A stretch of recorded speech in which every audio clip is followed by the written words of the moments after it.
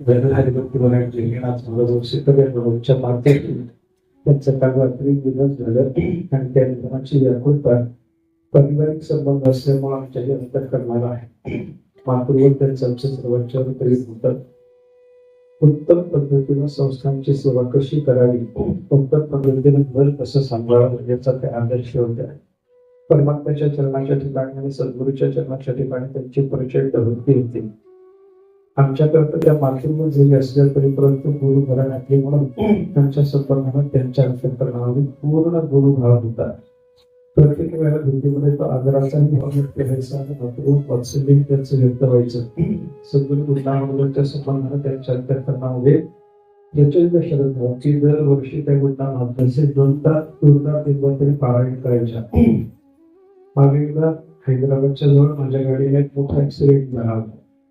Accident नंतर मला त्यावेळेला फोनची वगैरे व्यवस्था नव्हती. ते 1999ची घटना आहे. त्यावेळेला फोनची वगैरे फार व्यवस्था नव्हती. एक मोबाईलची वगैरे एक फोन केला, त्याच्या घरी बोललो. त्या एकट्याच होत्या घरी, महाराज वगैरे कोणी नव्हते.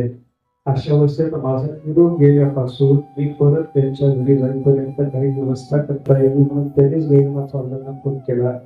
त्यांनीच इकडे तिकडे फोन केला. त्यांनीच माझ्याकरता काही गाडीची वगैरे व्यवस्था केली आणि सगळं प्रकरण मोठा ऍक्सिडेंट होता. त्याच्यामध्ये गाडीचा पंचनामा करणं, गाडीची पोलीस स्टेशनला नोंद करणं, परिवारातले सगळे जण होतं. त्याच्यामुळे सगळ्यांनी पण दवाखान्यात जाणं दाखवणं सगळं पण आम्हाला घरी जायला त्यांच्या 12 तास जवळ लागले.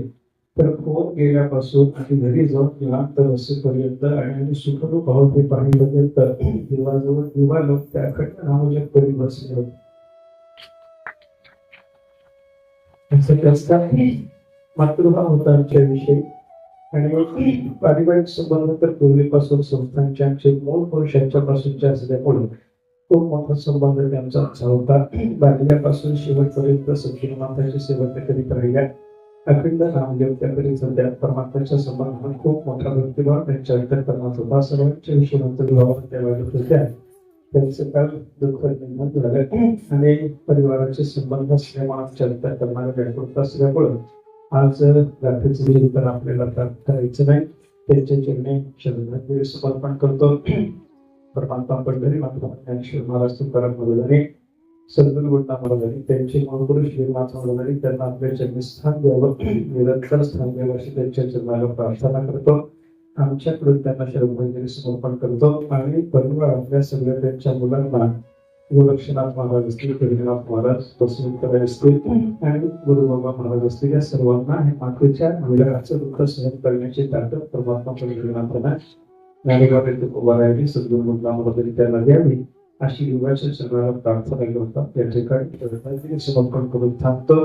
रात्रीचं ज्ञानेश्वरीचं चिंतन त्यांच्या दिवशी होणार नाही.